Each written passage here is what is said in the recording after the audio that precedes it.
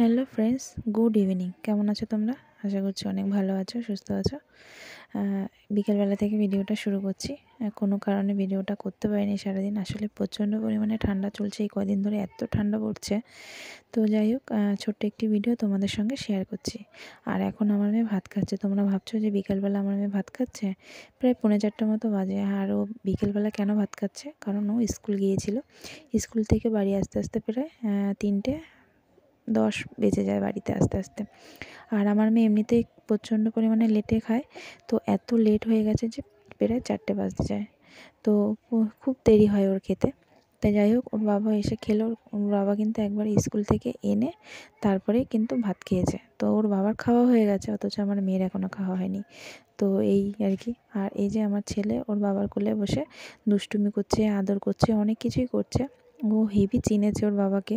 সবাইকেই মোটামুটি চেনে। আসলে আমার ছেলে কোল কারোর বাঁচে না, ও সবার কোলেই আর কি যায়।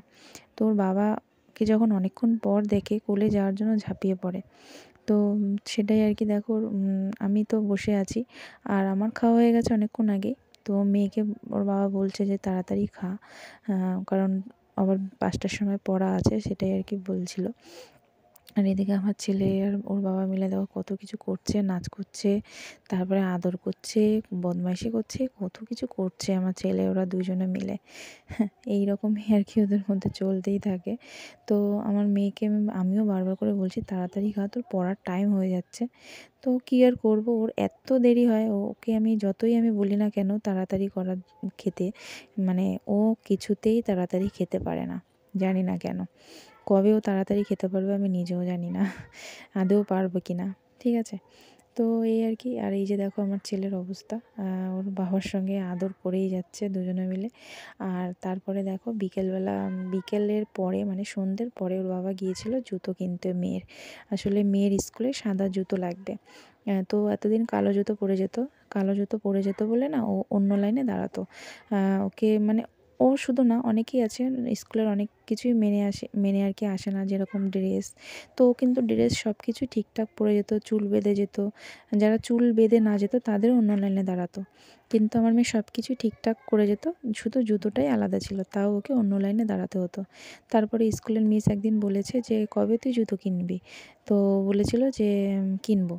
তো সেই কারণেই ওর বাবাকে বললাম যে তাড়াতাড়ি ওকে জুতোটা এনে দাও, নাহলে ওর দিদিমণি ওকে বকা দিচ্ছে। তো তারপরে জুতোটা নিয়ে আসলাম, বেশ ভালো দেখে জুতোটা এনেছে।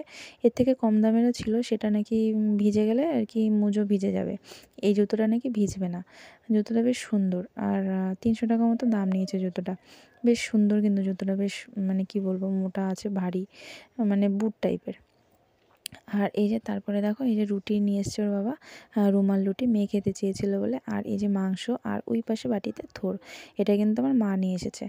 মা বিকেলবেলা এসেছিলো, সন্ধ্যাবেলায় আজকেও আমার মা পিঠে, তারপরে এই মাংস, থোড় এগুলো এসে দিয়ে গেছে। যেতে বলেছিল, যেতে পারিনি দেখে তারপরে দেখছে মা নিজেই চলে এসছে দিতে।